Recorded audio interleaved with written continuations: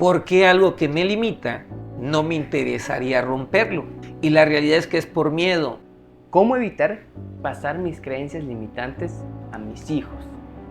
¿Cómo apoyar a un hijo cuando los de su edad lo o la rechazan? ¿Hay hijos preferidos o a todos les ama por igual? A todos se les ama por igual. ¿Hijos flojos o depresivos? Bienvenido a este nuevo canal, a tu nuevo espacio de comodidad. En este canal que lleva por nombre El Arte de Vivir y Sentir. Este proyecto que no es individual, es un proyecto en equipo en el cual hablaremos de muchos temas en el que podrás sentir y expresar desde tu pantalla. Soy Yael Alejandro y este es el podcast número 1. Comencemos. Ahora, como comenté desde el principio, este no es un proyecto individual, es un proyecto en equipo en el cual ahora mencionaremos al licenciado Jesús Campos, que llevaremos a cabo estos videos para hacer preguntas, dinámicas y todo lo que tenga que ver con la psicología, muchas emociones y temas que la gente tiene tantas ganas de ver y escuchar, a eso que tanto les emociona.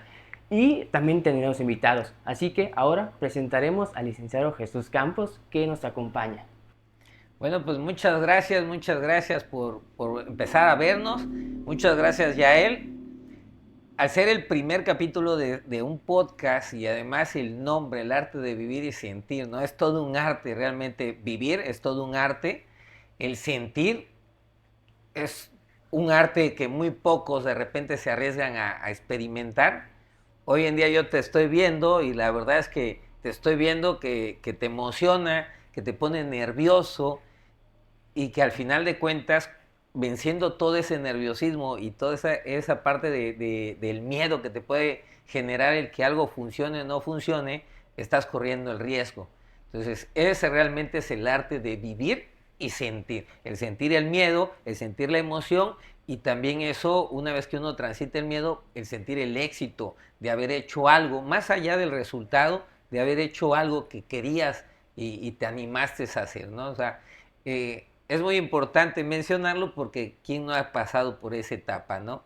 El tener un proyecto, el tener una idea, el tener un sueño, el tener una visión y contraerse y no hacer absolutamente nada. Sí, por completo. Entonces, el día de hoy pues estamos iniciando estas pláticas psicológicas, emocionales, de miedo, de emociones, de vivencias, de sentir, sentimientos y de todo lo que conlleva pues un ser humano en su interior y que lo proyecta al exterior.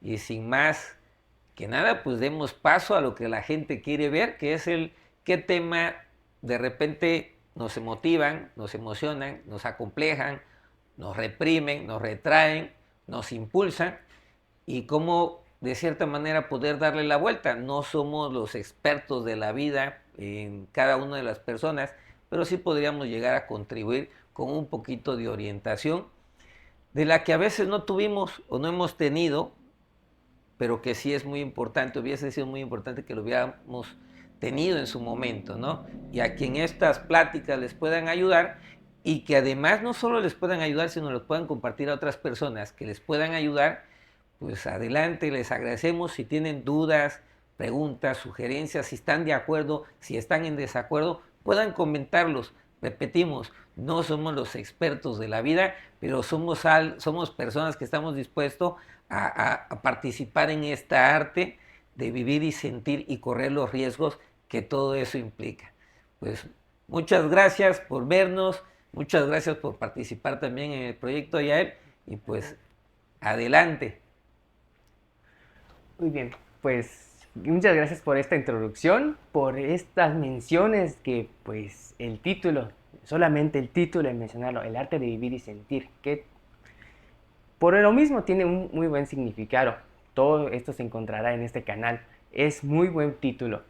Así que bien, la intención de este podcast con lo que se llevará a cabo serán con dinámicas. En esta ocasión lo haremos con preguntas de distintos temas, como se mencionó al principio, en el que abarcaremos ya sean las relaciones de la familia, los hijos, la pareja, o pues lo que a ustedes más les llame la atención. Nosotros tenemos preguntas preparadas para este podcast en el cual las iremos mencionando, iremos preguntando, iremos dando nuestro punto de vista.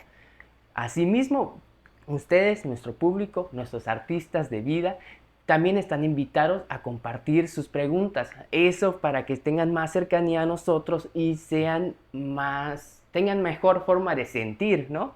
Así que pueden compartir sus preguntas desde los comentarios, pueden comunicarse con nosotros y su pregunta o aportación pueda estar en el video. Así que vamos a iniciar con las preguntas que ya tenemos preparadas y vamos a iniciar con este podcast. La primera pregunta se desarrolla en esto. ¿Cómo evitar pasar mis creencias limitantes a mis hijos? ¿Qué podemos opinar de esto? ¿Cómo pasar las creencias limitantes a nuestros hijos? Mira, primero que nada, hay que romper las creencias. Para poder evitar que nuestras creencias limitantes pasen a nuestros hijos, primero tenemos que romperlas nosotros. Si no las rompemos, es imposible evitar que éstas pasen a nuestros hijos. Todos los días nos comportamos, nos expresamos y nos relacionamos con personas que confirman nuestras creencias limitantes. Y eso nos genera la palabra que se menciona en todos lados, un confort. Valido lo que creo, así sea en perjuicio de mi propio desarrollo, de mi propio crecimiento y en perjuicio de mi propia felicidad, el hecho de tener la razón. Es imposible que yo pueda evitar que estas creencias limitantes pasen a mis hijos o a sus hijos, es imposible si yo no las he roto. Y para romper nuestras creencias limitantes, lo primero que tenemos que hacer es confrontarlas, ver qué tan cierto es. La mayoría de las personas tienen creencias limitantes y no se relacionan con personas que tengan una visión diferente. Y cuando lo hacen, no aceptan esa visión y están en constante choque de esa visión, porque si permiten las nuevas visiones, sus creencias limitantes se van a destruir, van a desaparecer, van a ver que al final de cuentas era una creencia que no se puede sostener frente a otro mundo de posibilidades y las creencias van a desaparecer. Y quizá pudiéramos pensar, ¿por qué algo que me limita no me interesaría romperlo? Y la realidad es que es por miedo. Nos limita, pero en el mundo limitante que ya vivimos, ya hemos aprendido a sobrevivir con carencias, con desamor, con enojos, con falta de solvencia económica y demás, pero ya aprendimos a sobrevivir, ya lo conocemos. Y el romper nuestras creencias nos puede generar el miedo de que nos pueda ir todavía peor. Cierto. Por lo menos lo ya conocido, y dicen, más vale malo conocido que bueno por conocer. Nuestras creencias son nuestros malos conocidos. Nos impiden correr riesgos, ¿no? Y nos impiden correr riesgos. En realidad, la acabas de mencionar ya él, tenemos una creencia que fuera de nuestra creencia las cosas son peores. Nos impiden correr más riesgos. ¿Cómo evitarlo? Pues es muy sencillo, es nosotros correr riesgos, romper esas creencias limitantes y si ya le habíamos pasado ciertas creencias limitantes a nuestros hijos, empezarle a mostrar que estábamos equivocados. Son varios factores. Primero, correr riesgos, vencer mi miedo, quitarme del confort de la sobrevivencia en la que ya tengo garantizada una sobrevivencia. Y la otra es el reconocer que estuve equivocado. Eso va directamente al ego y reconocer que estuve equivocado quiere decir que puedo estar equivocado en miles de otras cosas que he mencionado a mis amigos, a mis familiares, a mis hijos. Y eso es como seres humanos algo que nos cuesta mucho. Mucha gente prefiere vivir en el error, aún a sabiendas que ha cometido un error, antes de la famosa palabra de dar su brazo a torcer. Cuando realmente no se trata de dar su brazo a torcer, sino se trata de mejorar sus relaciones. Pero fue una creencia también limitante el creer que es dar el brazo a torcer, cuando realmente es buscar mejores relaciones y mejores resultados. Eso es uno de los puntos. ¿Cómo evitarlo? Pues muy fácil.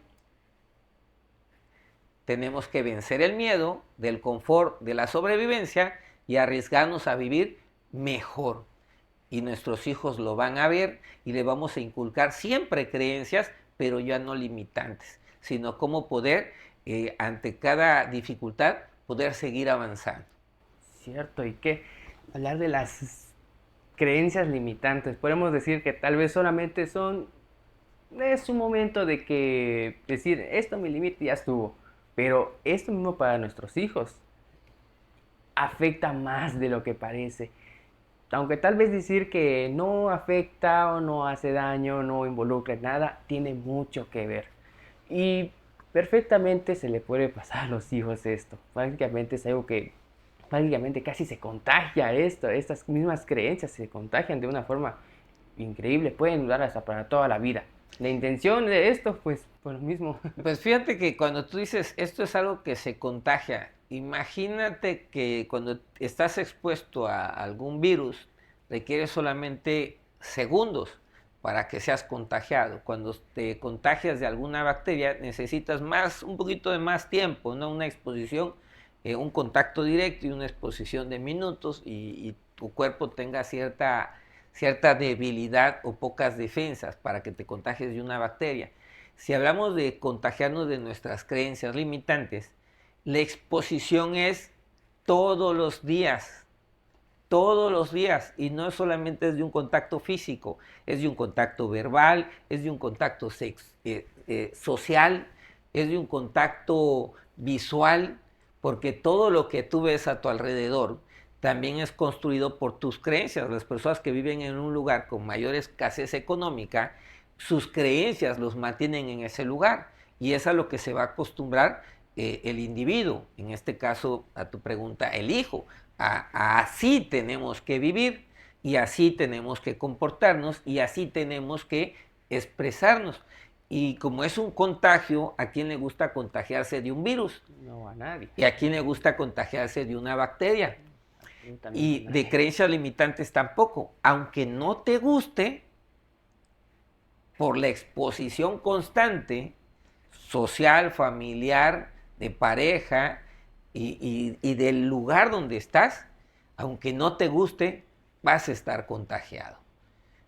Realmente tenemos que trabajar en tener otros contactos más sanos, en tener otros contactos con personas, con sociedades más sanas y también con lugares más sanos, donde tengas un deseo de decir, ok, yo quiero salir de esta cajita o de esta famosa cubeta de cangrejos.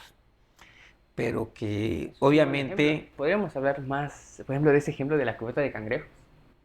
Bueno, en este caso es que cuando el hijo nace y crece y tiene contacto con más niños, los niños, cuando somos niños tenemos una imaginación tremenda y podemos imaginar, en mi caso, que yo iba a viajar a la luna en un cohete espacial y otros niños que son doctores, enfermeros y demás.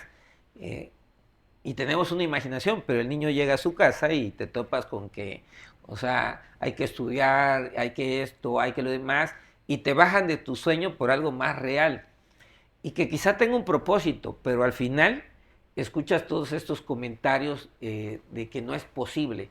Cuando el niño se va más en lo real y de repente el niño va en la adolescencia y podemos hacer tal cosa y podría yo hacer, empiezan los comentarios, no, no se puede, no, no funciona, no requieres más dinero, no requieres más conocimiento, no requieres más de esto y requieres más de esto y empiezas a tener una lluvia de que tienes muchas cosas que requerir, pero que no las tienes y entonces tus sueños empiezan a volverse más pequeños hasta que terminan exactamente del mismo tamaño de los sueños de la sociedad donde estás creciendo. O sea, acostumbrarte a lo que ves, porque eso es lo que hay. Esa es la cubeta de cangrejos.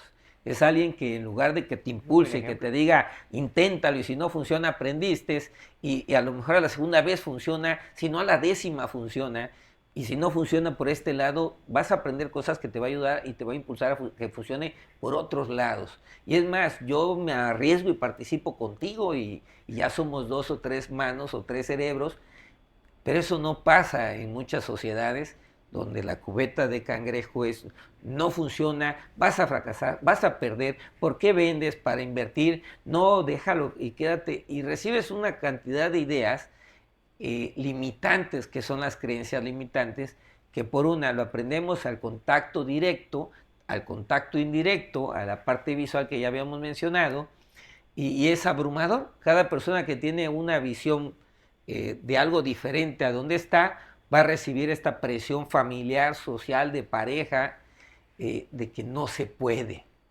y que no te arriesgues y que quédate donde estás. El dichoso ni lo intentes, ¿no? ¿El qué? Ni lo intentes, sí. ¿Para qué intentarlo, Sí, no? ¿para qué intentarlo? Como, ¿para qué experimentarlo si así es?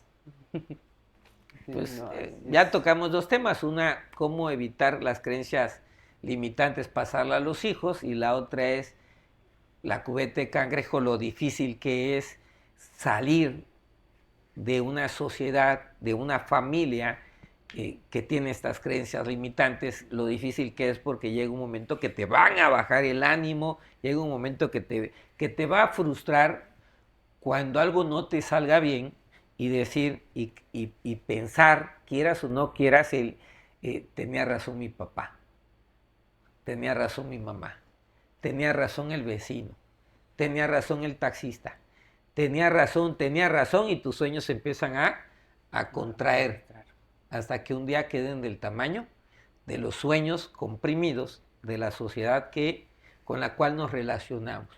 Entonces, si es muy difícil, hay que buscar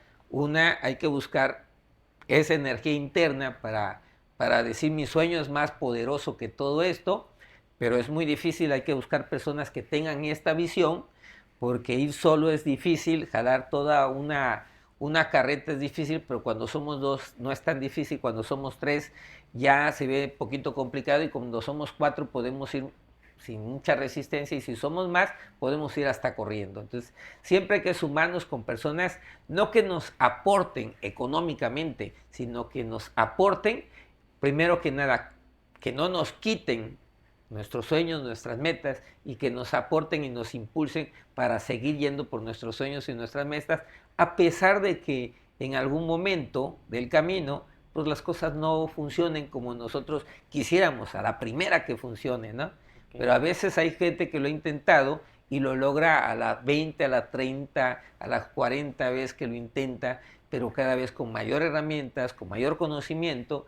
Y hay gente que aprende a que a veces hay que construir un poquito para poder ir por el sueño grande que tenía.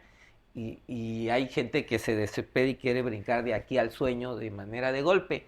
Y pues se va a frustrar cuando eso no se dé. Sí, se va a decepcionar directamente, porque no, la decepción más grande es que se va a llevar directamente, de hacerse un plan así es...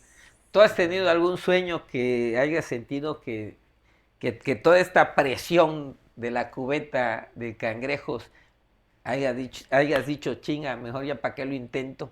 No, sí, directamente. Directamente los he tenido, y pues directamente llega la parte de la frustración, como estábamos mencionando. ¿Nos puedes compartir un ejemplo primero que nada hablamos de vivir y sentir, ¿no? ¿Cómo viviste la etapa? ¿Qué sentiste? Y al final de cuentas, ¿cómo te afectó, ¿no? En una parte, digamos, que digas, chinga, está pesado, ¿no? ¿Te acuerdas de alguno? No fue el momento. Lo difícil que es correr los riesgos, sí. ¿Verdad? Yo sí he tenido, de hecho yo tengo muchas ideas, muchos sueños, muchas metas que cumplir. Y soy una persona con mucha energía. Puedo sufrir un accidente y me levanto sonriente, con todos los dolores del mundo me puedo levantar sonriente y querer seguir trabajando para algo más. Y es un trabajo que se disfruta, de mi parte yo lo disfruto. Hay personas que están alrededor mío que lo sufren más que yo, y que me dicen para, y que me dicen no te estás quieto, y que me dicen muchas cosas. Y si yo dejara que esas energías, no dudo que sean con amor, pero son energías negativas para mi vida, para mi propósito de vida, dejara que me influenciaran, pues yo terminaría en la cama, deprimido, con más dolores, más tiempo de recuperación y desganado, con menos ganas de, cuando ya pasara un mes, 2 meses, 3 meses, con menos ganas de iniciar un proyecto. Sin embargo, me puedo levantar a los 2 días y empezar a continuar, porque lo que me da energía es ir por un sueño. Lo que me da energía es poder lograr algo, y no me refiero a tener el premio, sino a lograr algo de decir, chinga, ya hice algo que antes yo no hacía. No importa el resultado, el premio, no importa. Importa el hecho de que tú puedas decir, ya hice algo que antes no podía, y genera una gran satisfacción. Muchas de las personas que tienen mucho dinero, podemos ver que hay de dos tipos. Aquellas que las vemos siempre sonrientes y felices, y que más allá del dinero que han ganado, es la emoción de haber realizado algo que era su sueño. Y podemos encontrar otras personas que tienen mucho dinero y que les vemos la frustración en la cara porque hacen mucho dinero, pero no hacen lo que sueñan o lo que soñaron hacer, y se pierden. Entonces, el premio no es el objetivo. El objetivo es poder avanzar y crecer de manera personal, que a veces se va a reflejar en dinero, en reconocimientos, en aplausos, pero a veces no. Sin embargo, es un éxito interno de hace 5 años yo estaba así, y ahorita por dentro, físicamente, mis capacidades físicas, mis capacidades mentales, mis habilidades han crecido, y eso me da satisfacción. A cada persona le da satisfacción diferentes cosas. Entonces, pero es arriesgarse a estos puntos. Es aquí como podríamos mencionar el ejemplo de que es el disfrutar el camino sin pensar en el objetivo, ¿no? Porque a pesar de que es intentar llegar al objetivo, pero disfrutarlo, aún así lo logremos, pues aún sentiríamos la satisfacción de que el camino lo llevamos bien, lo disfrutamos y lo celebramos al final. Pero aún así también el mencionar que disfrutamos el camino, pero al momento de la meta no se haya logrado, tenemos la satisfacción de haber disfrutado todo ese tiempo invertido en ese camino, ¿no? Entonces, Pues mira, disfrutar el camino sin pensar en la meta sería muy difícil. La meta es el objetivo a alcanzar. Puede ser un sueño, puede ser una meta, puede ser un punto de un sueño que lleva quizá 20, 30, 100 puntos para alcanzar nuestro sueño. Sí hay que pensar en la meta, eso se llama tener un enfoque, estar enfocado hacia dónde quiero ir, hay que tener este enfoque, pero disfrutar el camino es mucho más importante que llegar a la meta. Y me refiero, ¿por qué más importante? Porque no sé si te ha pasado, a mí me ha pasado, y creo que a mucha gente le ha pasado, que quieres algo y tienes el dinero y lo compras, y ya lo tuviste, y la emoción fue un ratito, y luego quiero otra cosa y tengo el dinero y lo compro. Pero de repente quiero algo y no tengo el dinero para ese algo, y tengo que trabajar, tengo que ahorrar, paso, veo lo que quiero y digo, chinga, ya mero, ya mero, ya mero, y me emociono porque ya mero. Y de repente otra vez y ya estoy más cerca, y de repente sale una promoción y un descuento y me emociono, voy y lo compro y lo tengo. Aquello que fue de fácil acceso me generó una satisfacción, pero la satisfacción duró poco porque ya lo tengo. Lo que me costó más trabajo de conseguir me generó más satisfacción, pero no es en el momento de conseguirlo, sino en el avance para llegar a conseguirlo, donde me fui emocionando. Y cuando ya lo tuve, pues quizá hoy en día se da que lo publico en las redes, miren lo que ya tengo, lo que me costó, y lo que se presume es eso, lo que me costó conseguirlo, ¿no? Y todo un logro, y el logro, pero después al día siguiente baja esa emoción. Entonces, disfrutar el camino es que yo quiero llegar a tal lugar, y podría llegar al lugar, y a lo mejor me duró un año, y quizá pude haber llegado en 3 meses. ¿Qué pasa? Que a lo mejor me duró un año, pero todos los puntos para llegar a esa etapa o a ese lugar los disfruté. Los disfruté tanto que me quedé más del tiempo necesario de quedarme, pero no iba a prisa, iba disfrutando el proceso, iba disfrutando el camino, los lugares y a las personas. O me enfoqué en llegar a la meta y disfruté el camino, pero llegué muy rápido. Y la emoción, en una me duró 2 años, en otra me duró 3 meses. Y en la que me duró 3 meses, muchas veces no me acuerdo ni de las etapas que crucé, porque las crucé así, ni el contacto con las personas, ni momentos me acuerdo. Hay personas que se acuerdan del nombre de con quién fue la primaria, el kinder y todo lo demás. A mí, yo no me acuerdo. No disfruté esa etapa, estaba enfocado en sacar calificaciones.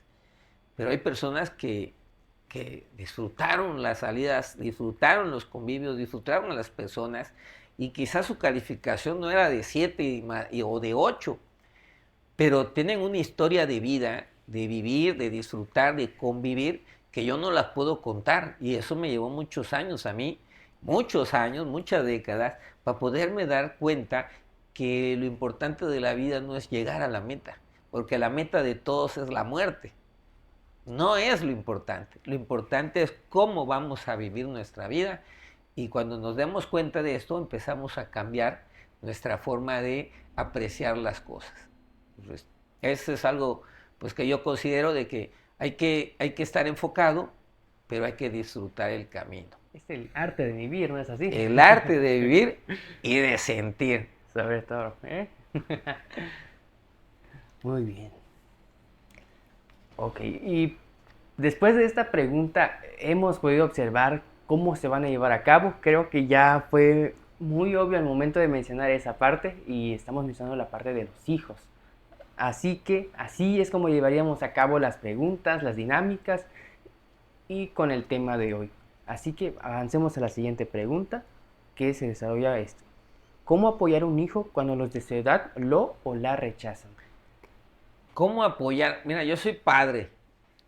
Soy padre de 2 hermosos bebés, siguen siendo mis bebés. Mi hija de 25 años al día de hoy, 2025. Mi hijo de 16, ambos cumplen años este año también, así que siguen creciendo. No dejan de ser mis bebés. ¿Cómo apoyarlos? Te mentiría si yo te mencionara que he sabido cómo apoyarlos, porque eso no es cierto. Como padres, muchas veces no nos enseñaron a ser padres. Algunos sí, algunos vienen de familias donde sus familiares, sus padres, los abuelos, los han formado para ser padres, para tener familia. Hoy en día, si a mí no me tocó, digo, yo soy huérfano, a mí no me tocó ser formado por padres. Hoy en día, muchas personas, aunque tienen papá y mamá, están siendo también de una manera huérfana de nuestra forma social de vivir y de toda esta exigencia de derechos, de autovaloración, donde el vínculo con los demás se está rompiendo, y cada vez hay menos vínculos que los que habían antes. Hay muchas cosas positivas hoy que antes no habían, pero hay muchas cosas positivas que habían antes, como una familia numerosa, que hoy en día es muy difícil que se encuentren. Simplemente la relación de parejas hoy en día está pues prácticamente en vía de extinción. El matrimonio es una cosa, que esa ya está en vía de extinción desde hace un par de décadas, pero la relación de parejas ya está en vía de extinción. Ya no hablamos de matrimonios, hablamos de noviazgos. Hay muy pocos noviazgos hoy en día. El no querer tener compromisos, el no querer tener responsabilidades, el no asumir el que sí me tengo que valorar, pero tengo que aprender a valorar al otro o a la otra persona, y que a veces sentir que estoy cediendo o estoy perdiendo y no querer hacerlo. Y más que nada en relación de pareja, ahorita que mencionas la pregunta, ¿no?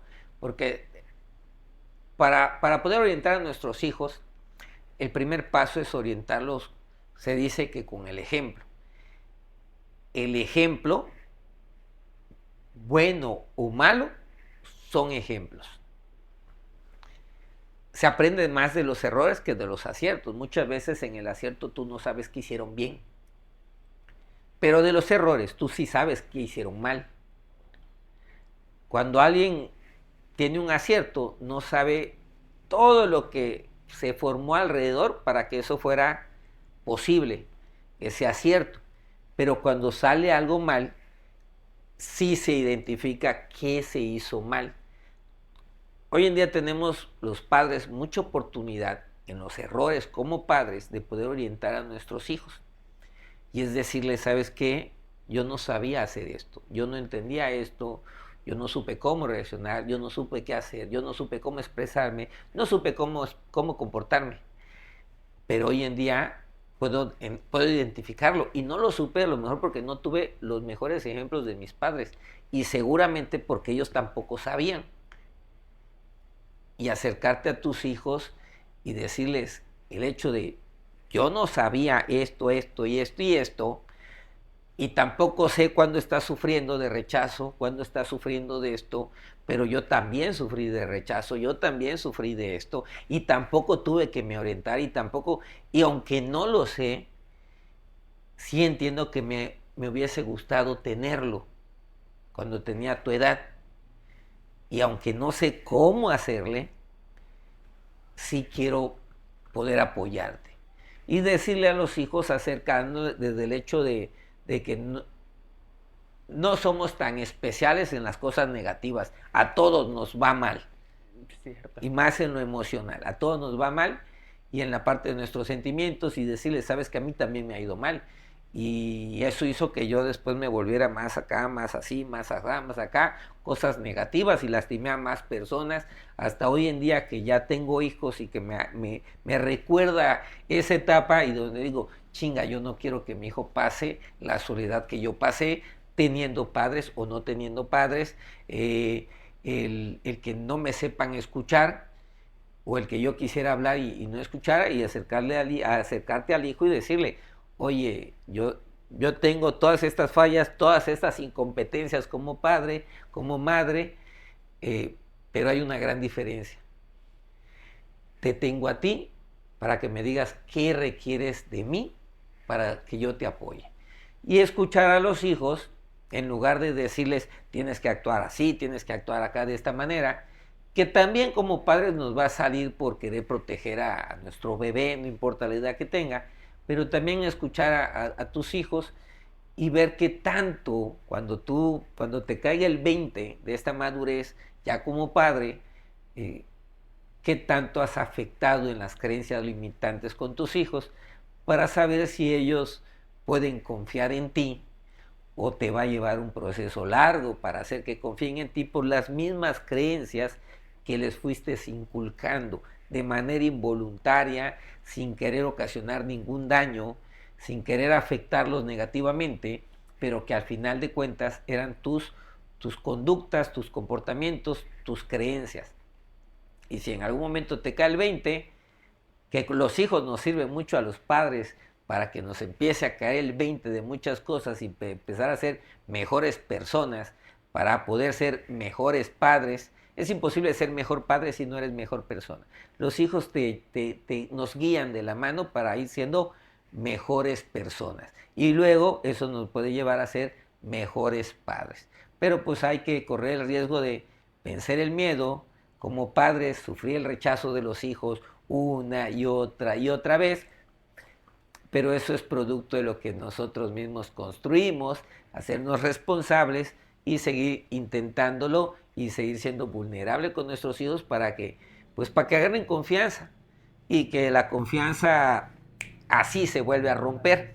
Sí. Y va a ser muy constante esa ruptura porque nuestras creencias nos van a seguir controlando mucho tiempo hasta que convirtamos esas creencias en creencias más positivas.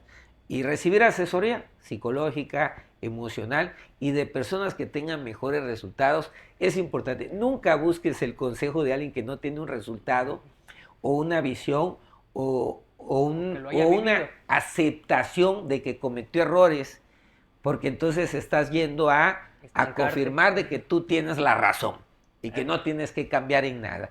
Buscas los consejos de las personas que te van a dar la palmadita y te van a decir tú estás bien. Ahí no busques esos consejos porque te vas a estar haciendo tu creencia más poderosa, tus creencias limitantes. Buscamos a alguien para salir de ese estanque y nada más vamos a estancarnos aún más de lo que ya estábamos. Así que Sí, no sé si sería realmente una búsqueda, ¿eh? La búsqueda para salir de un lugar, tienes que ir a lugares y personas que te ayuden a salir de ese lugar. Cuando vamos a los lugares y con las personas que tú ya sabes que te van a dar el 100% de apoyo, es porque no estás buscando salir de ese lugar. Y de ese lugar tuyo, de tus propias creencias. Estás yendo a que confirmen que tienes la famosa palabra que es tener la razón. El que tiene que cambiar es el otro. El hijo tendrá que cambiar porque yo tengo la razón. Ya me lo dijo la comadre, ya me lo dijo el compadre, ya me lo dijo mi amigo, que pues hace lo mismo que yo, me sigue la corriente, ya lo dijo mi amiga, mis compañeros de trabajo, porque están en las mismas, de querer tener la razón y no arriesgarse a ser vulnerables con los hijos y a querer cambiar. Algo que me llamaron mucho la atención de esta pregunta, bueno, a pesar de ser la segunda pregunta, ha vuelto a entrar la parte de las creencias limitantes. Y puedo decir que las creencias limitantes no aparecen no solamente en estas dos preguntas, sino es que casi se involucran en todo. No sea, ya sea la parte de los padres, que ahorita que estamos hablando de los hijos, inclusive llegaríamos hasta la parte de los hijos con las creencias limitantes, con las demás personas, y no estoy así seguro que no va a ser la única vez que vamos a hablar de este tema, ¿no es así? Las creencias limitantes es lo que rige nuestro comportamiento negativo, nuestro comportamiento de cerrarnos al mundo de posibilidades diferentes. Sin embargo, todo nuestro comportamiento y toda nuestra conducta va de creencias. Lo único que tenemos que es trabajar en creencias que no sean limitantes, que abran las posibilidades de cosas. Hemos escuchado y seguiremos escuchando que no tenemos el conocimiento de todo. Inclusive en una relación con los hijos, con los padres, con los hermanos, con la pareja, con los amigos, con gente extraña, no tenemos, no tenemos un conocimiento de todo, solamente de una pequeña parte. Y de esa pequeña parte que tenemos el conocimiento, nosotros vamos a sacar una idea, y si entendemos que es una idea, y si entendemos que el conocimiento es mínimo, y que tenemos que indagar por más conocimiento para llegar a una certeza, vamos a tener siempre la puerta abierta para cualquier cosa, tanto positiva o negativa, se pueda ir a mejores resultados, de verdad absoluta, que sería con todo un conocimiento pleno, imposible de conseguir, pero entre mayor conocimiento, el cometer un error en nuestro comportamiento, en nuestro pensamiento, en lo que nosotros suponemos, es mucho más probable. Si entendemos que no tenemos la información completa, vamos a ir con la otra persona, papás, hijos, hermanos, pareja, extraños, lo que sea, a pedir aquella información. Y muchas veces cuando tengamos esa información, nuestro primer resultado de nuestra única información pudiera totalmente convertirse en algo contrario, diferente, de extremo a extremo. Si nosotros generamos la idea de que solamente lo que yo sé existe, de que solamente lo que a mí me pasó emocionalmente es lo que importa, pues difícilmente vamos a indagar por más información y vamos a sacar en nuestro análisis de poca información un juicio y una condena. No está mal sacar juicios, se habla mucho en contra del juicio, no está mal sacar el juicio. Lo que está mal es condenar, porque cuando condenamos sin que los demás expresen pues sus evidencias, sus fundamentos, pues realmente ni siquiera hicimos un juicio, simplemente hicimos una condena. El juicio es darle la oportunidad a todos de que expongan su información, sus evidencias. Eso es un juicio. La condena es determinante, es la sanción de culpabilidad. Y si sacamos una condena sin haber pedido más información, pues estaremos realmente no llevando un juicio, porque no le dimos oportunidad a los demás de expresarse. Pues cuando hablamos de las creencias limitantes, estamos hablando en este caso de que las creencias limitantes son una condena. Son una condena de que no te va a salir, no va a funcionar, no es así, y si es en negativo, es así. Por eso pasan estas cosas siempre y todo lo demás. Es una condena. Esa es la cubeta de cangrejos. Es una condena a estar en la cubeta de cangrejos. Y la única manera cuando debes de salir de la cubeta de cangrejos es con todos los cangrejos a una olla hirviendo para un caldo. Pero si alguien quiere salir para explorar qué hay afuera de la cubeta, pues es difícil salir porque todos están colgados de ti. Y no es para subir contigo, sino es para que tú no subas. Bueno, de nuevo mencionando la cubeta de cangrejos. ¿Cómo aparece eso? Muy bien. Ahora pues, después de esta pregunta, ahora continuaremos con la siguiente pregunta. En la cual, bueno, la segunda pregunta es, ¿hay hijos preferidos o a todos les ama por igual? Un tema que he escuchado, que se ha escuchado en varias familias, es decir, el hijo favorito, el hijo que más quieren, el hijo que más prioridad se le da. Pero, ¿en verdad existe eso? Mira, sí existe el hijo favorito, sí existe, a todos se les ama por igual. Realmente no, es muy difícil que se les ame por igual. Y sí existe que exista el hijo favorito. Ahora, pero hay muchos vertientes. O sea, hay muchos vertientes. Un papá puede tener mejor relación con un hijo o con una hija. Todo va a depender de la formación en la infancia del papá. Una mamá puede tener también una muy buena relación con un hijo o con una hija. De la misma manera va a depender de su formación en la infancia, con sus propios padres o con la ausencia de ellos. En ambos casos se da. Sí existe uno favorito. El favorito es aquel que ha comprado más tus creencias. Es aquel que te va a apoyar en lugar de la amiga, en lugar del amigo, en lugar del compañero de trabajo que a todo te va a decir que sí. Es aquel que también te va a decir que sí en todo lo que tú hagas porque ya compró más creencias tuyas, ya sea del papá o ya sea de la mamá. Va a ser más favorito de la mamá si a todo lo que la mamá propone, pues está apoyando a la mamá, está acá, pero va a apoyar ¿por qué? Porque ya compró muchas creencias de la mamá y la mamá también va a comprar ciertas creencias del hijo, porque el hijo va a tener un contacto con compañeros de la escuela, con maestros, y va a tener contacto con más creencias, no en el mismo poderío que lo puede tener con los papás, porque es de día a día, de toda su vida, al menos en la infancia y adolescencia, pero sí va a ser influenciado por otras creencias. El hijo la va a llevar con el papá y la va a llevar con la mamá. El papá o la mamá que compre más estas creencias nuevas para ellos, que es donde viene lo que yo mencioné hace rato, que mis hijos me forman. Primero me forman como mejor persona y luego me ayudan a formarme como papá. No hablo como mejor papá, sino como papá, porque no venimos formados para ser papá.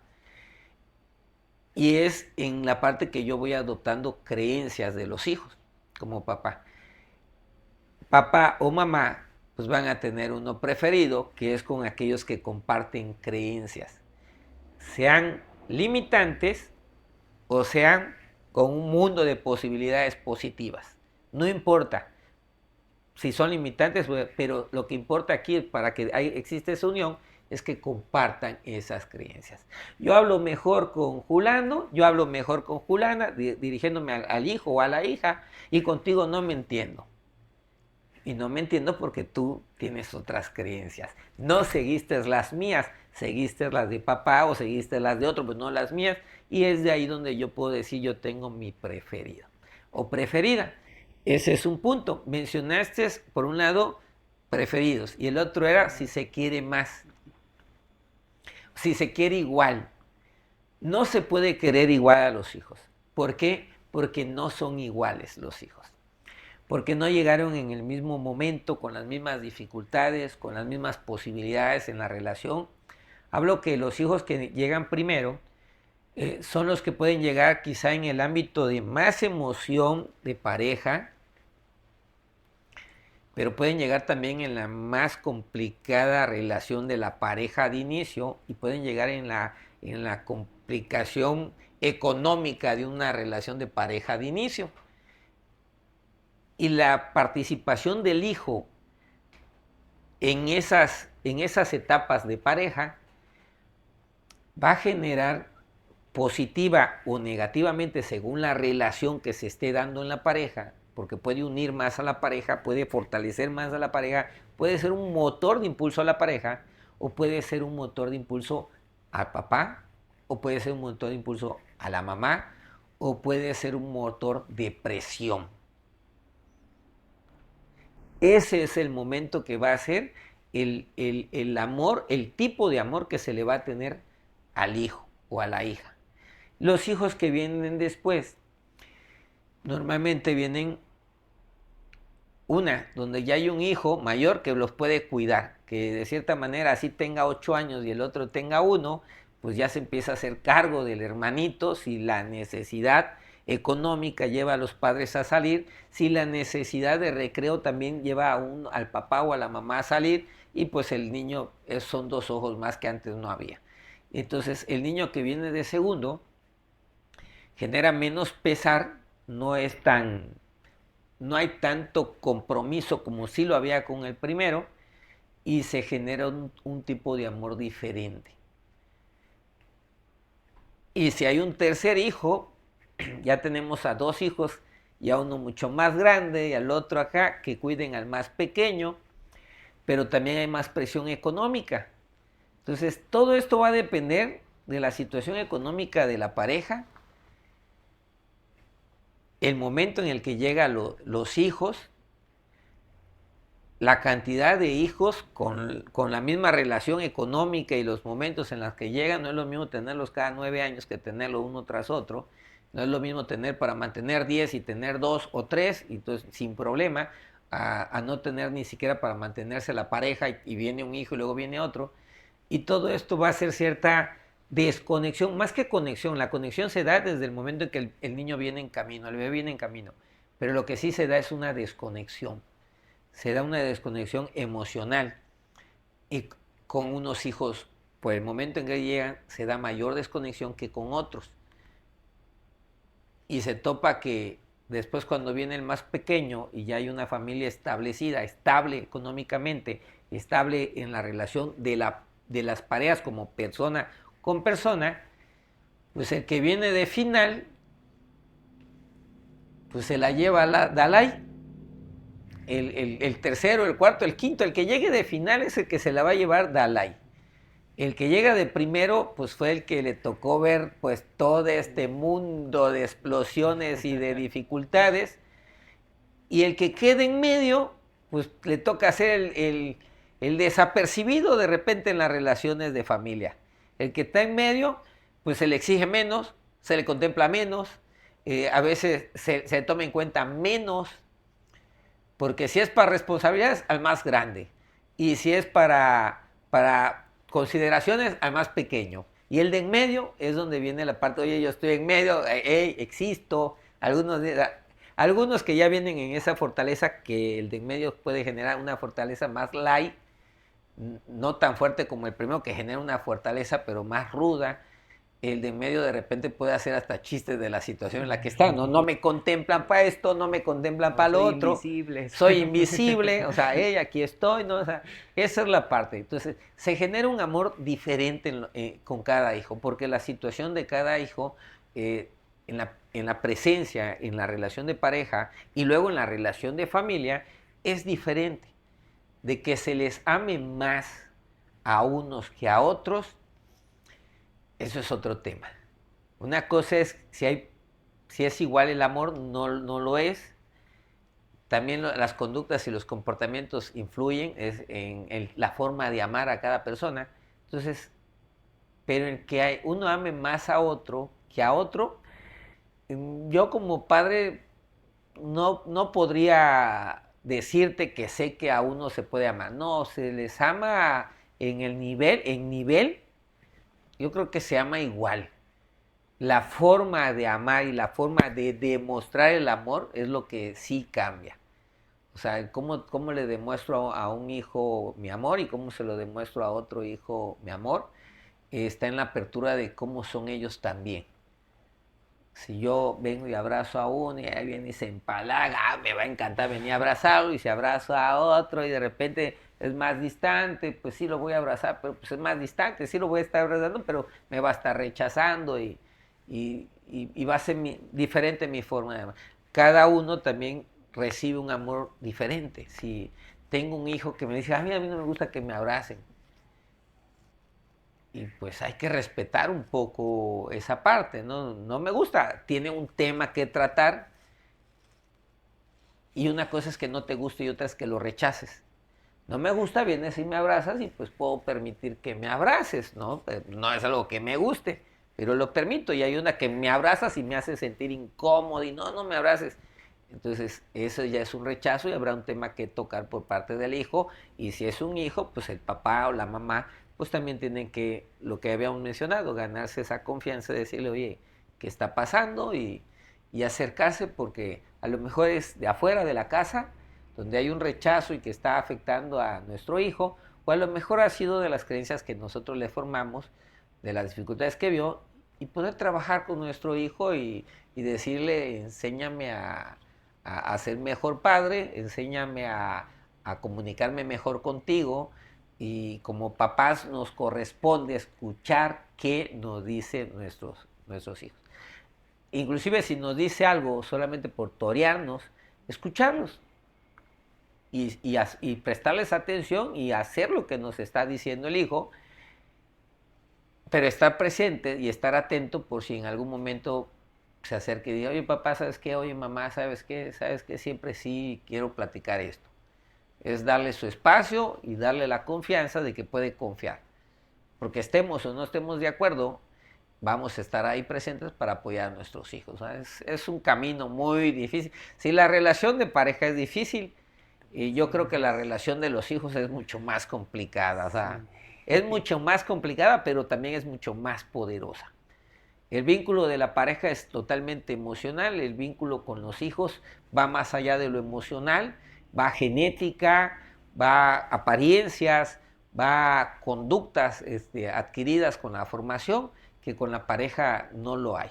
La pareja ya viene formada en su conducta, ya trae su propia genética, ya tiene sus propias creencias, y realmente solamente la emoción, el sentimiento por un extraño, por una extraña, es lo único que mantiene a la pareja. Es muy frágil la relación de pareja, pero la de los hijos es la relación más poderosa que hay. Sí, pues después de esta explicación podemos darle así como una conclusión después de esta pregunta, es que podemos decir que sí hay alguna forma, debemos decir que un sí a esta pregunta, pero tiene su explicación, tiene su desarrollo, no simplemente el decir sí tengo un hijo preferido porque sí, o sí quiero a alguien más porque sí, nada más. Aunque también hay que mencionar los casos en los que vamos a darle la palabra injusta, porque es en el que simplemente, es que tú eres así y por eso hablo así con él, o le doy más prioridad a tal persona. Así como la pregunta, hay la respuesta ahorita que se mencionó, tiene una explicación, tiene mucho detalle en el que hablamos de que el primer hijo, el segundo hijo, el tercer hijo, todo ahí hubo un desarrollo de cada uno. De cada uno. Pero también hay la parte en la que es injusta esa parte y simplemente decir, es mi preferido porque... Esperemos también que esta explicación de, por ejemplo, la parte en la que se menciona de a quién se le quiere más o se le quiere a todos por igual, sea clara, porque muchas veces hemos escuchado de seguro a mí no me quieren porque soy adoptado, o de seguro soy esto porque a mí me estarían mejor sin mí, o lo hemos escuchado, pero tiene su explicación. También, por eso menciono esta parte en la que es la parte con la explicación que lleva todo esto al decir si se quieren a todos igual, o la parte también que existe en la que es injusta porque simplemente es decir yo te quiero más a ti porque sí. es mencionarlo, que esa parte igual existe. Pero que es injusta. Mencionas algo muy importante Sí. como hijo. Todavía no tienes hijos, ya. Pero como hijo mencionas esa parte. Y es lo que tenemos que entender los que somos padres.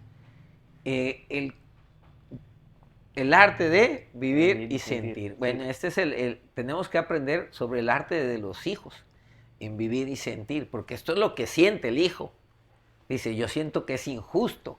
Sí. O sea, siento que es injusto y a lo mejor si me dieras una explicación, pudiera yo tener, pues no sé, sentir que ya no es injusto, sino que hay un motivo por el cual los comportamientos, la comunicación se está dando. O sea, tener una comunicación que haga yo, que diga, bueno, ahora ya entiendo por qué hay ciertas relaciones. O sea, ya entiendo. Tú mencionas como hijo la parte que es injusta. Pero, ¿a qué nos referimos con injusto? Ajá. ¿A qué nos referimos como injusto? Bueno,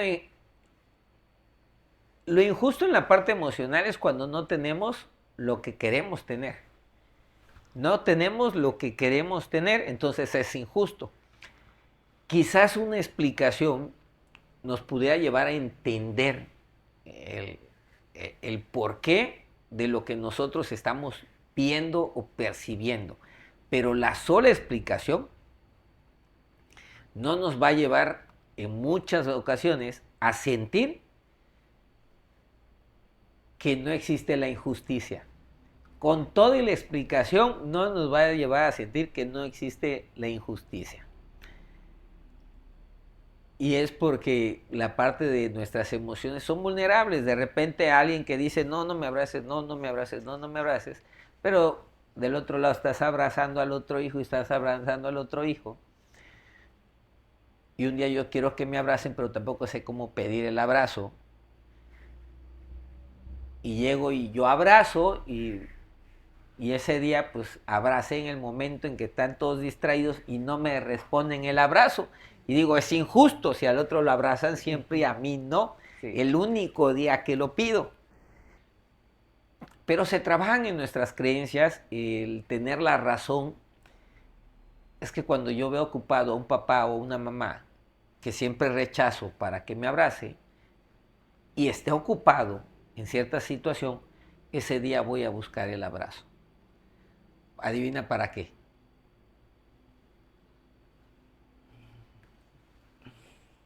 Órale. No tengo idea. Era para buscar un... Para confirmar mi cuento. Y el cuento se lleva en que como está ocupado y yo llego a querer buscar el abrazo, no me lo dé. Voy a buscar el momento exacto para que me rechace. Y entonces justificar mi cuento. Tengo razón, a mí me quieren menos. Ya, entiendo. Y eso lo hacemos en todo tipo de relaciones. Dice, a mí no me escuchan, a mí no me escuchan, a mí no me escuchan. Y de repente cuando alguien ves que está en un tema importante, en un debate, en una discusión, tú le empiezas a hablar de algo, y de algo, y de algo, y sí te voltea a ver, te voltea a ver, pero está acá, está allá, está hablando por acá, y al ratito te dice, o mañana, o 2 días después, oye, ¿y esto por qué será? Si ya te lo dije, pero no me haces caso, no me escuchas. Y puede pasar constantemente, porque busca ser escuchado cuando el otro está limitado en prestarte atención. Y lo podrás ver viendo la tele, sentado en un mueble, haciendo nada, y no te vas a acercar a platicarle nada. Y en el momento en que la persona, mamá, papá, hijos, esté ocupado en algo que requiere su atención, vas a llegar a querer comunicarte. Y cuando sientas que no te prestan atención, porque fuiste a buscar el momento ideal para que no te prestaran atención, te vas a sentir rechazado, poco valorado y que a ti no te toman en cuenta. Ahí es donde dice, entonces es verdad, entonces no me haces caso en ningún momento. Se llama, estoy confirmando mis cuentos, mis creencias limitantes. Entonces, eso se tiene que trabajar para que las personas puedan identificar, ambas partes puedan identificar, me estoy saboteando, yo me estoy saboteando, yo estoy yendo a buscar el resultado negativo de lo que sea que yo tenga mi creencia. yo estoy yendo a buscar, me estoy saboteando, es el autosabotaje. Y por el otro lado, es el decir, ok, a mí me están señalando por esto y por esto, por esto, y parar. Y de repente cuando vengan y te toquen un tema, estás ocupado, decirle, ¿me permites un momento? Ahorita estoy ocupado. No querer ser agradador. A las personas que se cierran más con uno, a esas personas que te rechazan, a esas personas que no se abren tanto contigo, nos cuesta decirles que no a algo. Porque como nos rechazan, lo que queremos es buscar su aprobación, estar más cerca en su círculo. Entonces, cuando se acercan y te están comentando algo y estás tú ocupado, estás prestándole atención a otra cosa, te es difícil decirle, ¿me permites tantito? Dame ahorita toco el tema. O, espérame, te regreso la llamada. O, a ver, espérame, me está diciendo algo. Y escuchar o posponer con un compromiso, permíteme, ahorita que yo termine, me platicas. ¿Y qué va a pasar? Que terminas la plática y le dices, ¿qué me ibas a decir? Ya nada, ya nada. Esto pasa con los papás, con los hijos, con las parejas, con todo. Ya nada, ¿no? La indignación de alguna manera sigue buscando confirmar su cuento. Y muchas veces lo que se iba a expresar no era nada de importancia. Solamente quería ir a confirmar lo que ya tiene todo eso. Y con el ya nada, o sea, te iba a decir algo sin importancia, pero el hecho de que no me escuchaste cuando yo quería, en el momento que yo quería, cuando tú estabas ocupado o ocupada, ya confirmé mi cuento. Soy menos importante. Entonces, eso es lo que debemos de trabajar para poder dar su espacio. Y si son tus hijos y hay este tema, no importa lo que estés atendiendo por teléfono, le dices, mira, tengo un problema, tengo una situación ahorita con mi hijo, te devuelvo la llamada, o con mi hija te devuelvo la llamada en 5 minutos. ¿Sí? Ahora sí, me dices. Y escuchas. Y cuando escuches, dependiendo de lo que te digan, participas o solo escuchas y terminas también con la parte de, cuando tengas una situación así, no esperes. Y cuando me veas desocupado, cuando me veas sentado, cuando me veas viendo tele, acércate y me pides el espacio, ¿sí? No requieres nada más, sí. Ok, voy a continuar con la llamada, que también es importante. Y continúas con tu llamada. Empiezan a ver que hay la apertura de escuchar y no hay manera que la creencia limitante se sostenga. Empiezas a destruir la creencia limitante. Entonces, uno lo puede hacer con sus propias creencias, pero si el otro no puede con sus propias creencias y tú estás involucrado y es alguien que te interesa, que te importa, hay que aprender a destruir las creencias limitantes de los demás. Para esto también se da coaching, para ser el apoyo de aquellos que puedan destruir tanto sus creencias limitantes como las de los demás. Y ahora vamos con la última pregunta de este podcast del día de hoy, que será, ¿los hijos flojos o depresivos? ¿Hijos flojos o depresivos? ¡Wow! Es una gran duda, leer los flojos o depresivos. ¿Cómo de verdad podemos diferenciar esto? ¿Cómo podemos saber qué es? Yo vengo de una generación donde era muy fácil decir hijos flojos. Era muy fácil decirlo y también era muy fácil constatarlo, ¿no? Vengo de una generación que a las 5:30 cantaba el gallo, o 5 de la mañana, y todos a barrer pues, el terreno enorme que tenían mis abuelos, donde yo crecí mis primeros años, y todos literalmente a barrer, a recoger los huevos de los gallineros, a recoger los aguacates que estaban en el piso, que se cayeron en la noche, a darle de comer a los pollitos, a los puercos, y muchas otras actividades.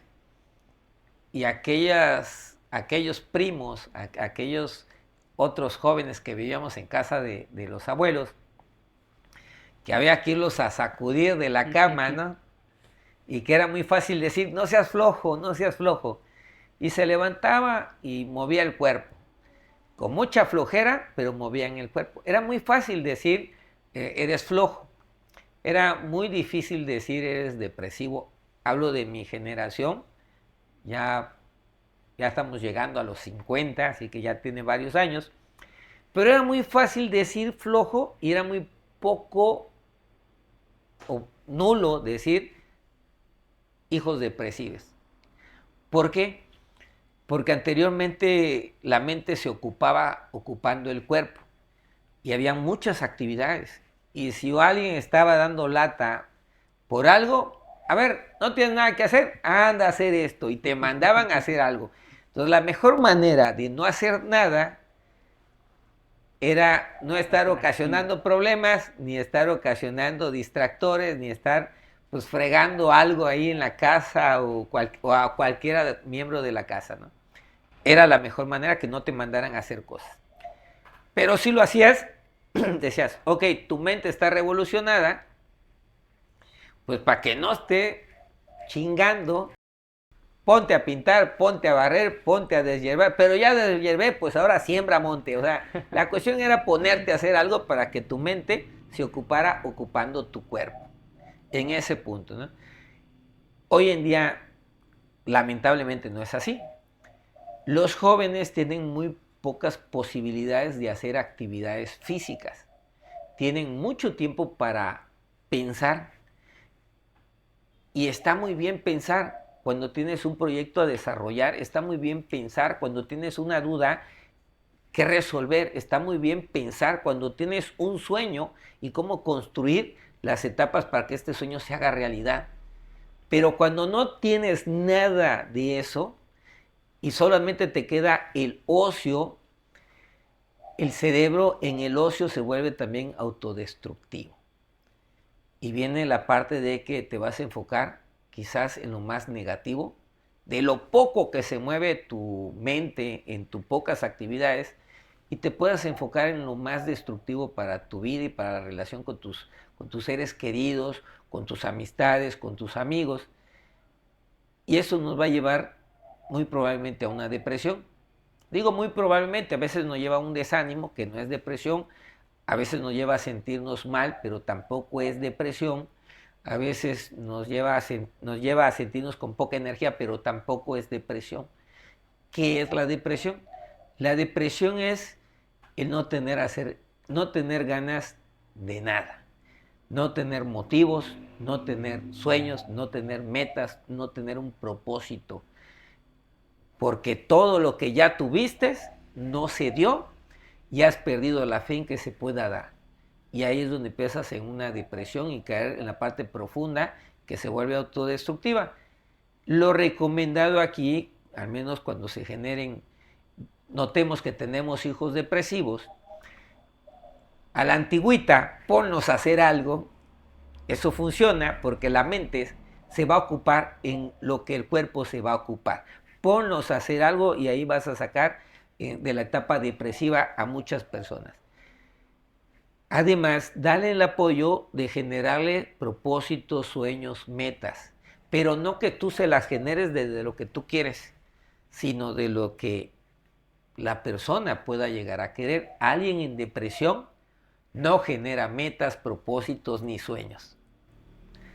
O tal vez sí todo aquello que genera es negativo, porque tal vez al caer en todo lo negativo también ve a futuro, pero todo lo malo es la parte así de que todo lo que va a pasar malo, todo tiene que ser negativo, todo me va a hacer daño, todo me va a destruir. Así que también esa parte, ¿eh?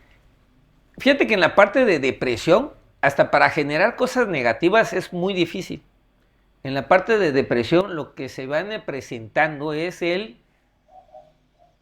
prácticamente no hay un propósito para que yo esté. Porque hasta en lo negativo puede llegar a haber un propósito, que es, soy la víctima.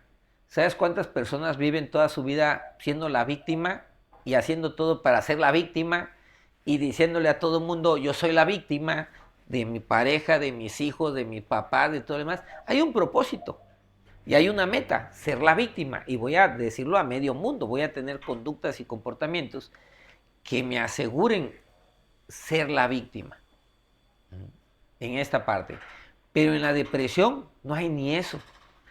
En la depresión no hay ni propósitos negativos ni nada.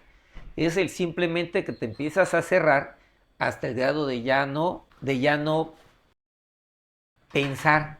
La gente que entra en depresión no es la gente que anda deambulando diciéndole a la gente que la pasa mal, que se siente miserable, que esa gente no es la persona que está en depresión. Esa es la persona que está en un camino hacia la depresión. Y lo podemos corroborar de la siguiente manera. Cuando alguien viene y te cuenta sus problemas, y cada vez que se acerca te cuenta sus problemas, y cómo, por más que tú le des opciones de cómo darle la vuelta o cómo ver las cosas diferentes, te va a decir que no se puede, que esto y todo lo demás, y te va a volver a hablar de sus problemas y sus complicaciones y demás. Cuando esta persona se retira y cuando otra persona viene y te dice, ¿qué platicabas? O te acuerdas de tal persona, sí, anda como alma en pena. A todo mundo le anda dando pena. Esta persona no está en depresión, está en un proceso depresivo para llegar a la depresión.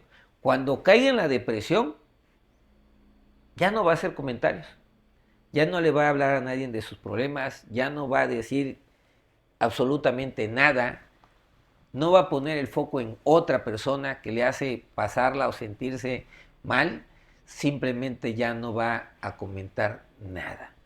¿Por qué? Porque ya está en la depresión, más que nada en la contracción de ya no voy a exponer absolutamente nada de mí, a nadie me importa, no tiene caso, no vale la pena, no hay manera de darle la vuelta, nadie me va a venir a auxiliar, porque quien anda como alma en pena lo que está buscando es que aparezca alguien y le diga, yo te resuelvo el problema. Todavía tiene una esperanza, todavía tiene una fe, todavía tiene una meta o un sueño, que alguien aparezca y le resuelva el problema.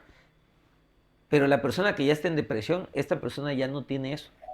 Entonces, hablar de depresión es algo, una etapa de mucho apoyo profesional, psicológico, en algunos casos podría ser psiquiátrico,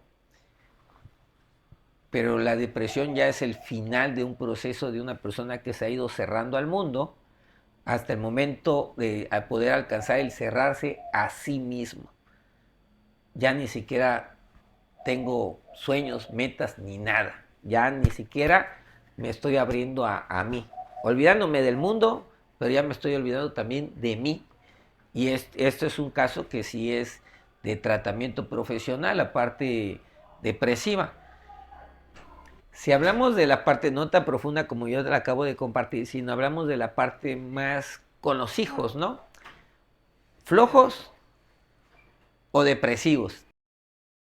La adolescencia puede generar muchas etapas que puedan ser tomadas como depresivas, que sí son de contracción, que sí tienen que ver con muchas conductas que puedan ser depresivas, pero tienen más que nada ver con el desánimo. El desánimo es una de las cosas de la depresión. Sin embargo, el desánimo no es depresión, solo es perder el ánimo por algo, o por cosas, o por alguien, o por el momento. En la adolescencia, con los cambios hormonales, el desánimo está presente en muchas ocasiones, por cualquier motivo. Podemos decir sin importancias, pero para el adolescente es de suma importancia.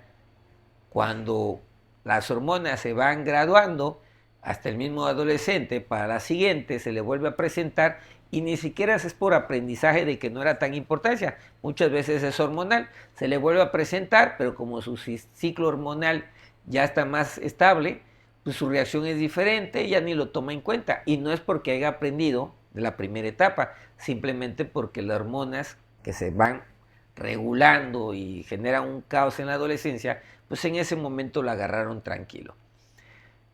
Los hijos pueden caer en depresión, sí, y esto es cuando de plano ya se cierra el mundo. Lo más recomendado no es que esperen a que esto suceda, sino cuando el hijo esté manifestando su victimez, aquí, allá, allá, lo que lamentablemente coloquialmente hemos señalado como alma en pena, que anda hablando de sus penas, es el momento para decir, oye, espérame, a ver, ¿qué pasó? Platícame, te escucho. Y demás, en esta parte puede hacer el lamento. Si no quiere hacer nada, puede ser sus hormonas, puede ser el ánimo, puede ser también la parte de la manipulación que se aprende en la adolescencia, cómo a manipular. Se aprende desde la infancia la manipulación y se aprende por creencias. Creencias de cómo veo que se comporta papá, mamá, con los demás a cómo hay gente que aprende a comportarse. Hay gente que se comporta manipuladoramente, los niños lo aprenden, sin entender un significado de los resultados que puedan ocasionar. El adolescente ya empieza a manipular también, pero ya es una manera más consciente, sin saber también los resultados a lo que los puede llevar esto, pero de una manera más consciente. Los niños lo hacen de una manera más de jugar, de imitar al papá o a la mamá o a los hermanos o a cualquier familiar cercano, pero el adolescente ya lo hace buscando un beneficio, es consciente. Quizá no sepa a dónde lo va a llevar, que le va a perjudicar en su vida si se queda con esta conducta.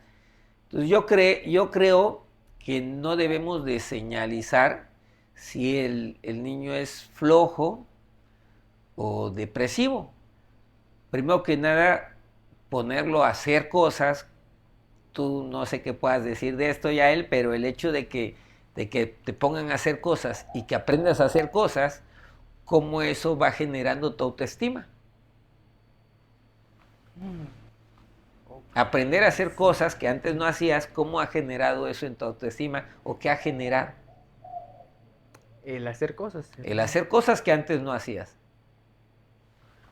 Bueno, pues por la misma parte, ni siquiera que el salir de la preocupación de ya no, de pensar, lo puedo intentar o qué va a pasar y demás, eso ha sido una satisfacción grande, porque el pensar en algún momento que me preocupaba tanto por decir qué va a suceder y ahorita es algo, hay cosas que empecé a hacer, inclusive me gustaron, pues es una gran satisfacción y esa parte se siente muy bien al salir de esa parte de que tanto me preocupaba.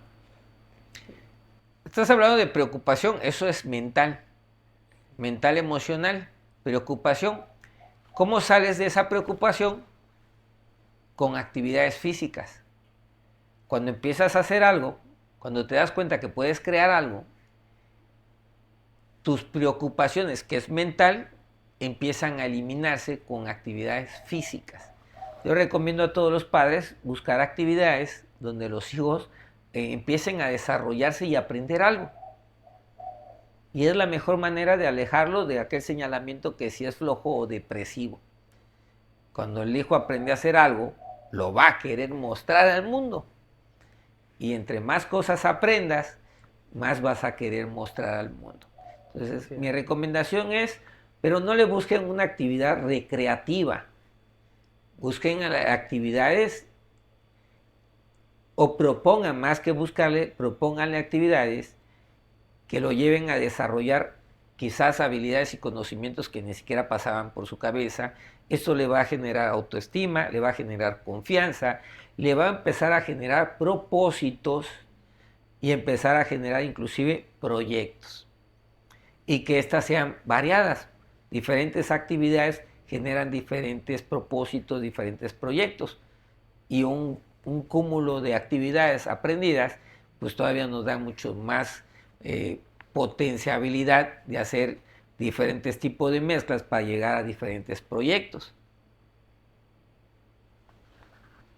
Y así como me he visto muchas ocasiones en las que se menciona que la salud, cuando se está pasando por momentos complicados y ya ahí está hablando de la depresión, cuando se recomienda inclusive al hacer ejercicio o demás, yo considero que es una parte muy importante igual, porque así lo mantiene activo, pero también son así actividades que deberían hacerle sentir mejor. Tampoco te voy a asignar una actividad, pero hazla, no a obligarlo a hacer esa actividad, sino también el ser empático y de comprender el por qué te estoy asignando esta actividad, por qué quiero que hagas esta actividad, más que el voy a obligarte a hacer esto para que dejes de estar todo tirado, o te voy a para que salgas de la depresión. Para que salgas de la depresión, voy a poderte hacerte esto para que te dejes de sentir así, pero pues es donde menos se le apoya, inclusive hasta más lo ahoga, más lo deprime, porque no es una ayuda. Mira, más que deprimir, y ahí te voy a decir por qué no sería la parte de deprimir. Si tú pones el cuerpo en movimiento, la mente genera un propósito. Cuando tú mencionas, es que si te ponen a hacer algo de lo tienes que hacer, más lo deprimen. Difícilmente se pueda deprimir a alguien que lo están obligado a hacer algo que no quiere hacer. Y te voy a explicar por qué. Para que estés en depresión es no tener ni un propósito y cerrarte hasta a ti mismo.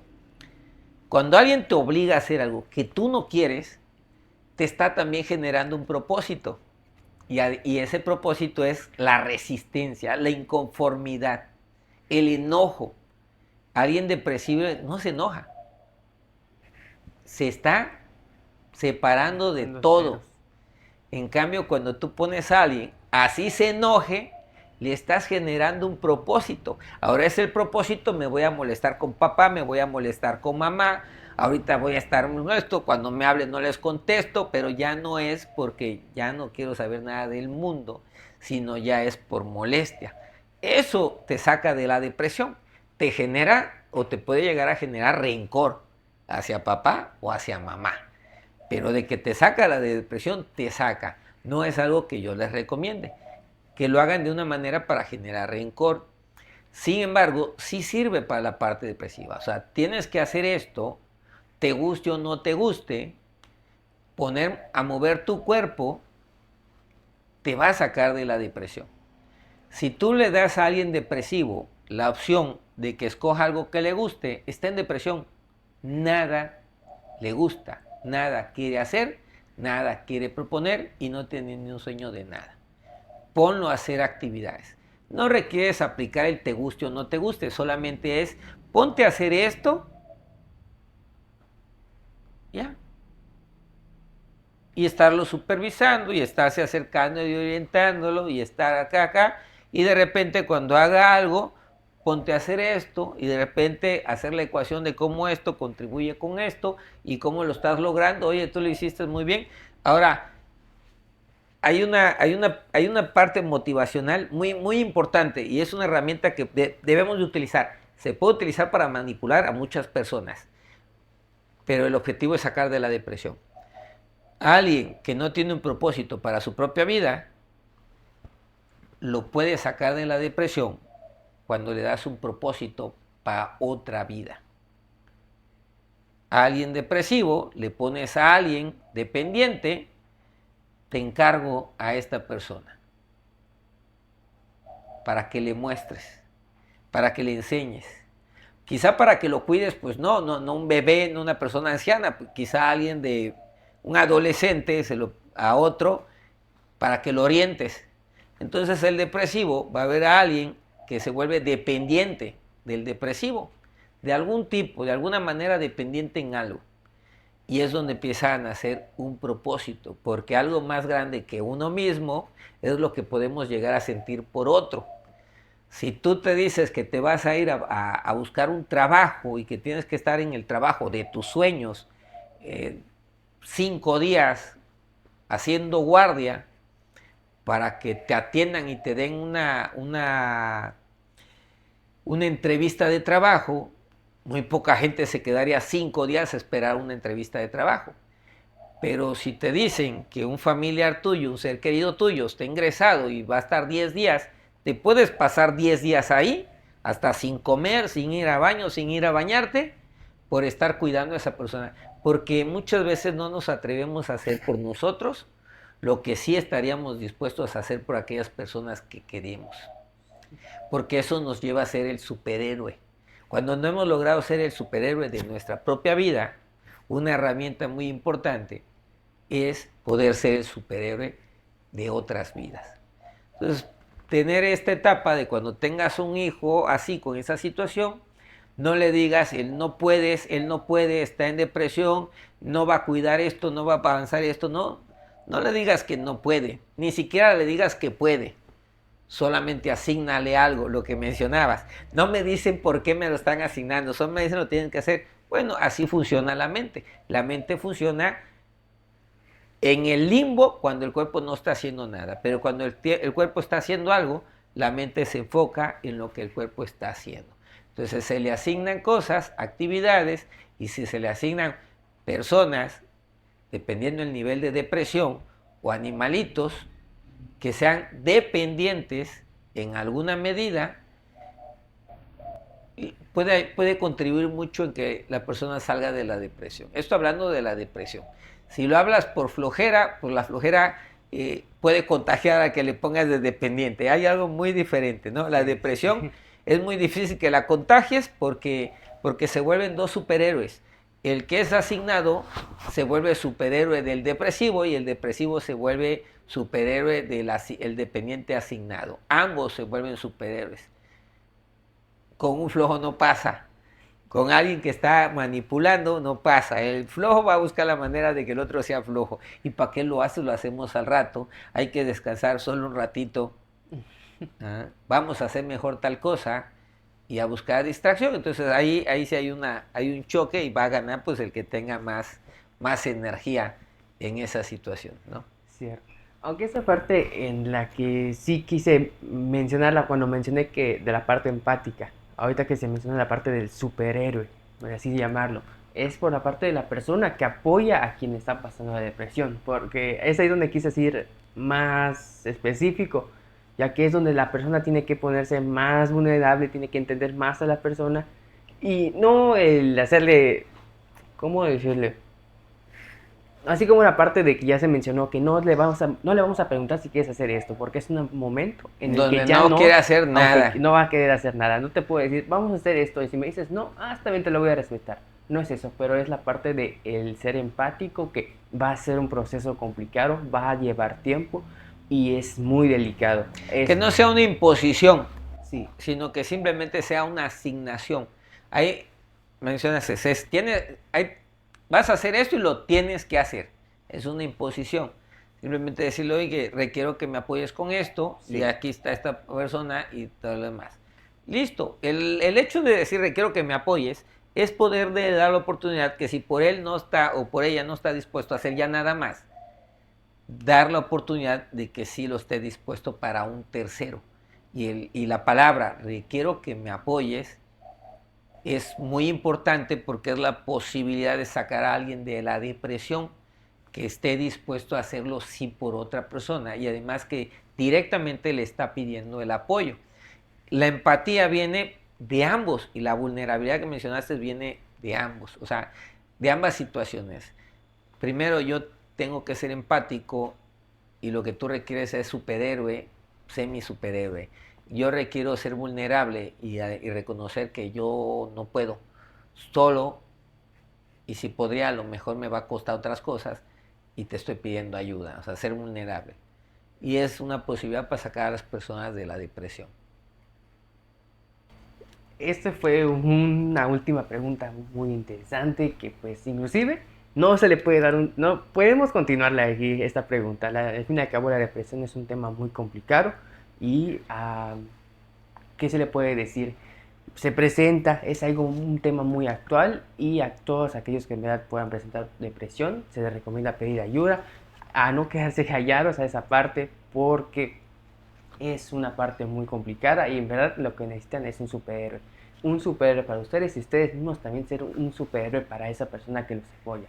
Y recordar que en la vida pues tenemos que hablar del arte de vivir y sentir.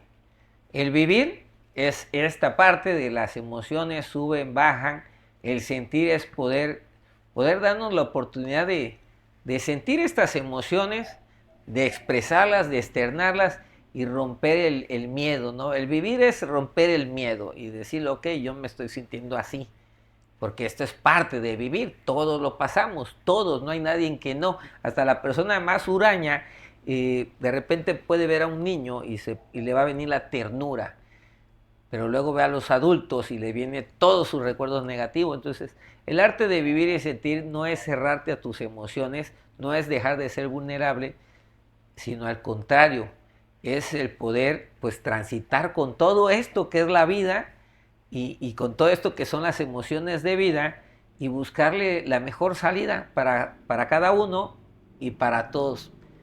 Yo creo que han sido preguntas muy interesantes. Pueden hacer sus comentarios, pueden hacer sus preguntas, igual ustedes, que podamos tocar más adelante.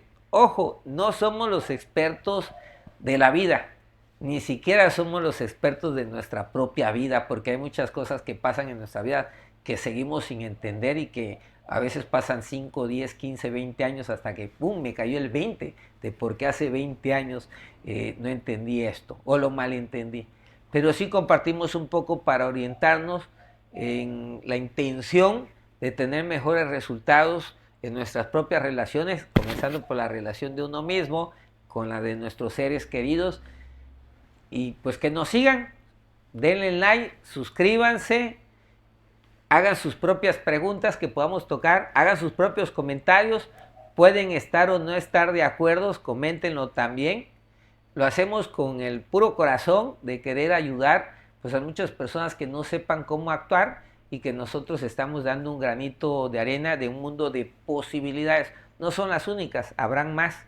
Hay que ver cuál es la que nos da mejores resultados en nuestra vida. Por supuesto, al fin y al cabo, esta es nuestra opinión y ustedes tienen la libertad para dar su propia opinión. Y si les parece compartirla, sería mejor. No solamente nos apoyan a nosotros compartiendo su punto de vista, sino a otras personas que también tengan algún tema similar y puedan familiarizarse con ello. Así que sin más, esta es la conclusión del episodio número 1 de este podcast. Y recuerda que vivir es un arte, pero sentir es la clave para hacerlo con propósito. Muchas gracias por ver este video. Muchas gracias.